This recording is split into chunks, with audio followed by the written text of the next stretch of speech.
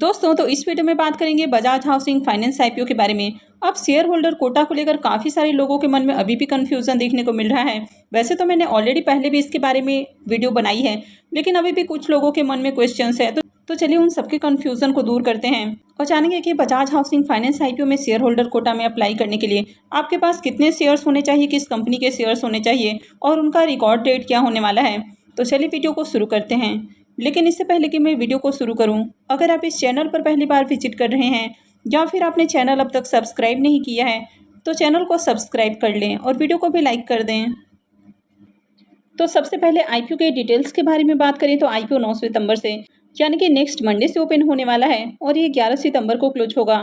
IPO में face value 10 रुपये पर शेयर है, लेकिन अभी भी आईपीओ के प्राइस बैंड और लॉट साइज अपडेट नहीं किए गए हैं। तो कल ये सारी अपडेट आपको आती हुई देखने को मिलेगी कि आईपीओ का प्राइस बैंड क्या रखा गया है, कितने शेयर्स का लॉट होने वाला है। आईपीओ के साइज को देखें तो काफ़ी बड़ा आईपीओ है। 6,560 करोड़ का ये आईपीओ है, जिसमें से 3,560 करोड़ के फ्रेश इशू हैं और 3,000 करोड़ रुपए का ऑफर फॉर सेल होने वाला है, यानी कि 3,000 करोड़ के शेयर कंपनी के प्रमोटर सेल करने वाले हैं। और ये मेन बोर्ड आईपीओ है तो कंपनी बीएसई और एनएसई के ऊपर लिस्ट होने वाली है।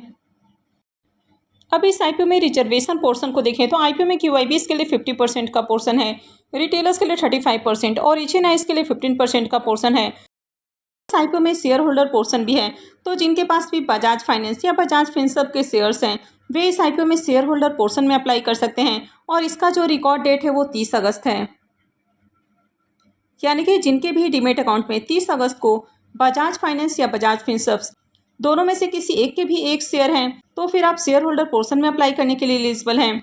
तो अगर आपने 30 से पहले यानी कि 29 को भी अगर शेयर बाई किया है तो भी आप शेयर होल्डर पोर्शन में अप्लाई करने के लिए एलिजिबल हैं। लेकिन अगर आपने 30 अगस्त यानी कि फ्राइडे को अगर शेयर बाई किया होगा तो फिर आप शेयर होल्डर पोर्शन में अप्लाई करने के लिए एलिजिबल नहीं होंगे। तो अगर आपके पास पहले से बजाज फाइनेंस या बजाज फिनसर्व के शेयर्स हैं तो भी आप इसमें शेयर होल्डर कोटा में अप्लाई करने के लिए एलिजिबल हैं, या फिर आपने 29 को भी या उससे पहले बाई किया है तो भी आप एलिजिबल हैं, क्योंकि 30 अगस्त को कंपनी की ओर से आरएसपी फाइल किया गया है। और मैंने पहले भी आपको कई बार वीडियो के माध्यम से बताया है कि जिस दिन कंपनी आरएसपी फाइल होती है उस दिन अगर आपके डीमेट अकाउंट में शेयर्स हैं तभी आप एलिजिबल रहते हैं। और इसके लिए मैंने पहले भी आपको कई बार बताया था कि अभी भी आपके पास मौका है, आप बजाज फाइनेंस या बजाज फिनसर्व के शेयर्स को बाई कर सकते हैं। लेकिन जिन्होंने भी 30 अगस्त को शेयर बाई किया है वे शेयर होल्डर कोटा में अप्लाई करने के लिए एलिजिबल नहीं है, क्योंकि T+1 का सेटलमेंट है। तो जिन्होंने भी फ्राइडे को शेयर बाई किया है तो उनका आज मंडे को डीमेट अकाउंट में शेयर्स दिखेगा, तो ऐसे में वे एलिजिबल नहीं होंगे। तो जिनके पास भी 30 अगस्त को डीमेट अकाउंट में शेयर्स हैं, चाहे एक ही शेयर क्यों ना हो, आप शेयर होल्डर कोटा के लिए एलिजिबल हो जाते हैं। तो अगर आपके पास एक भी शेयर है तो आप शेयर होल्डर कोटा में जितना मर्जी उतना अप्लाई कर सकते हैं।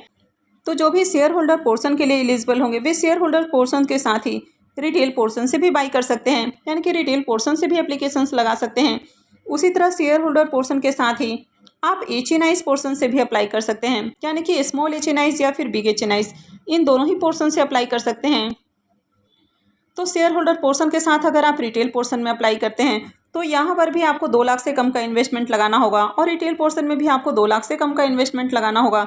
वहीं पर अगर आप एचएनआईज पोर्शन में अप्लाई करते हैं तो शेयर होल्डर पोर्शन में आपको 2 लाख से कम का इन्वेस्टमेंट करना है, जबकि एचएनआईज पोर्शन में आप जितना चाहे उतना इन्वेस्टमेंट कर सकते हैं, यानी कि स्मॉल एचएनआईज पोर्शन में आप 10 लाख तक का इन्वेस्टमेंट कर सकते हैं और बिग एचएनआईज पोर्शन में आप 10 लाख से भी ज़्यादा का इन्वेस्टमेंट कर सकते हैं। इसके अलावा एक और कंडीशन है कि अगर आप सिर्फ शेयर होल्डर पोर्शन से अप्लाई करने वाले हैं तो यहाँ पर आप जितना चाहे उतना एप्लीकेशंस लगा सकते हैं, यानी कि मैक्सिमम लॉट यहाँ पर आप अप्लाई कर सकते हैं।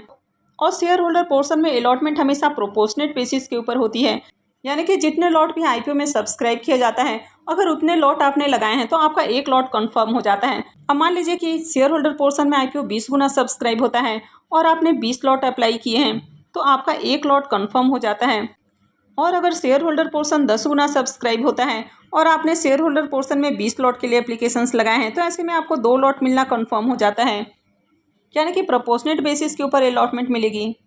तो शेयर होल्डर पोर्शन में आपको मैक्सिमम लॉट लगाने का ट्राई करना है। लेकिन अगर आपके पास लिमिटेड फंड है तो फिर आप चाहें तो शेयर होल्डर और रिटेल पोर्शन को टारगेट कर सकते हैं, यानी कि दोनों ही पोर्शन में आप कुछ कुछ लॉट के लिए अप्लाई कर सकते हैं।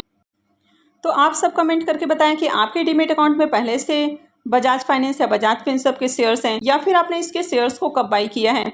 अगर आपने 30 को बाई किया है या आज बाई किया है तो फिर आपको इसका फ़ायदा नहीं मिलने वाला है। तो जैसे ही बजाज ग्रुप के आईपीओ की डेट अनाउंस हुए हैं, उसके बाद से बजाज फिनसर्व और बजाज फाइनेंस इन दोनों के शेयर्स के अंदर भी शानदार जंप देखने को मिल रही है। तो आज भी देखें तो बजाज फिनसर्व का जो शेयर है वो 1842 रुपये के ऊपर क्लोज हुआ है, यानी कि 3% से ज़्यादा की यहाँ पर तेजी देखने को मिली है। और बजाज फाइनेंस के भी शेयर्स को देखें तो ये 7420 रुपये के ऊपर क्लोज होते हुए देखने को मिला है, और यहाँ पर भी 3% से ज़्यादा की तेजी देखने को मिली है, यानी कि दोनों के अंदर ही देखें तो काफ़ी अच्छा आपको तेजी देखने को मिला है। यानी कि अगर इन कंपनियों के ऑल टाइम रिटर्न को देखें तो इन कंपनियों ने मल्टी बैगर रिटर्न बनाकर दिया है। तो बजाज फाइनेंस का जो ऑल टाइम रिटर्न है वो 1.25% से भी ज़्यादा का देखने को मिल रहा है। तो बजाज ग्रुप की इन कंपनियों ने काफ़ी अच्छा रिटर्न बनाकर दिया है, और यही कारण है कि ये जो आईपीओ है ये मेगा आईपीओ हो सकता है। तो जब आईपीओ के price band, lot size, date वगैरह कुछ भी अपडेट नहीं किया गया था, तभी से मार्केट में इसकी डिमांड देखने को मिल रही है, और ग्रे मार्केट में इसका प्रीमियम काफ़ी दिनों से ओपन हो चुका है। तो ये आईपीओ भी बम्पर प्रॉफिट बनाकर देने वाला है। तो बजाज ग्रुप के बारे में बात करें तो काफ़ी रिपोर्टेड ग्रुप है, और अगर इस कंपनी के फाइनेंशियल को भी देखें तो इसका फाइनेंशियल भी काफ़ी अच्छा देखने को मिल रहा है, यानी कि कंपनी के एसेट और रेवेन्यू लगातार बढ़ते हुए देखने को मिले हैं। कंपनी के प्रॉफिट को भी देखें तो कंपनी का प्रॉफिट भी लगातार बढ़ते हुए देखने को मिला है, और अगर कंपनी के नेटवर्थ को देखें तो ईयर ऑन ईयर कंपनी का नेटवर्थ भी इंक्रीज हुआ है, और कंपनी का जो रिजर्व है ये भी लगातार बढ़ते हुए देखने को मिल रहा है। अब ये जो कंपनी है ये फाइनेंशियल सेगमेंट की कंपनी है, तो इसके बोरोइंग्स को नहीं देखना है, क्योंकि कंपनी लोन देने वाली कंपनी है। तो बैंकिंग या फाइनेंशियल सेक्टर की जो कंपनियां होती हैं तो इनके बोरोइंग्स को नहीं देखना होता है। तो कंपनी का अगर ओवरऑल फाइनेंशियल भी देखें तो फाइनेंशियल भी काफ़ी अट्रैक्टिव है। वैसे आईपीओ के शेड्यूल को देखें तो आईपीओ 9 सितंबर यानी कि नेक्स्ट मंडे से ओपन होने वाला है। तो फ्राइडे को ही आईपीओ एंकर इन्वेस्टर्स के लिए ओपन हो जाएगा, और आईपीओ 11 सितंबर यानी कि वेडनेसडे को क्लोज हो जाएगा। आईपीओ का अलॉटमेंट 12 सितंबर को होने वाला है। रिफंड डेट 13 सितंबर रहेगा। क्रेडिट डेट भी 13 सितंबर होने वाला है, और आईपीओ की लिस्टिंग 16 सितंबर को होगी। तो चलिए अब इसके प्रीमियम को भी देख लेते हैं कि प्रीमियम अभी किस प्राइस के ऊपर ट्रेड कर रहा है।